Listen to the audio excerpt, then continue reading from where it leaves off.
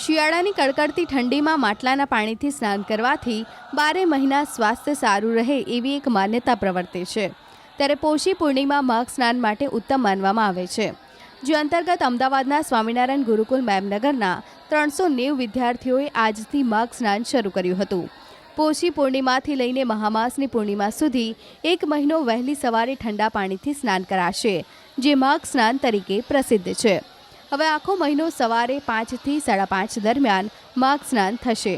દર વર્ષે સ્વામિનારાયણ ગુરુકુલ મેમનગરના વિદ્યાર્થીઓ અને દર્શનમ સંસ્કૃત મહાવિદ્યાલયના ઋષિકુમારો અને સંતો ગરમ પાણીની વ્યવસ્થા હોવા છતાં સ્વૈચ્છિક રીતે માઘ સ્નાન કરે છે।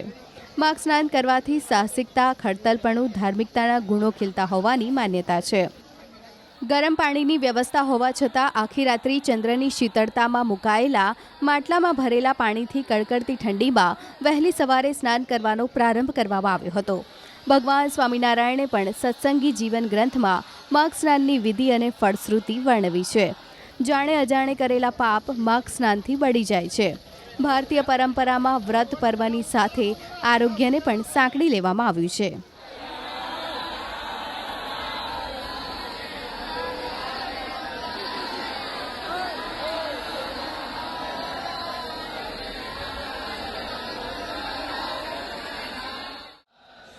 શિયાળાની કડકડતી ઠંડીમાં માટલાના પાણીથી સ્નાન કરવાથી 12 મહિના સ્વાસ્થ્ય સારું રહે એવી એક માન્યતા પ્રવર્તે છે।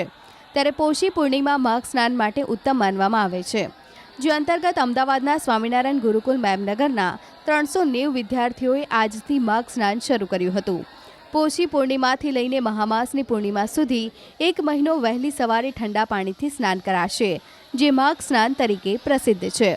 હવે આખો મહિનો સવારે 5 થી 5:30 દરમિયાન માઘ સ્નાન થશે।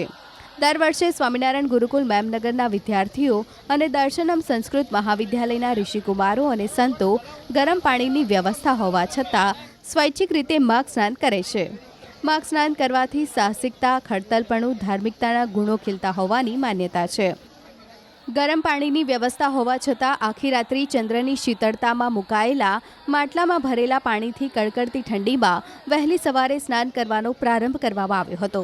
ભગવાન સ્વામિનારાયણે પણ સત્સંગી જીવન ગ્રંથમાં માઘ સ્નાનની વિધિ અને ફળશ્રુતિ વર્ણવી છે। જાણે અજાણે કરેલા પાપ માઘ સ્નાનથી બળી જાય છે। ભારતીય પરંપરામાં વ્રત પર્વની સાથે આરોગ્યને પણ સાંકળી લેવામાં આવ્યું છે।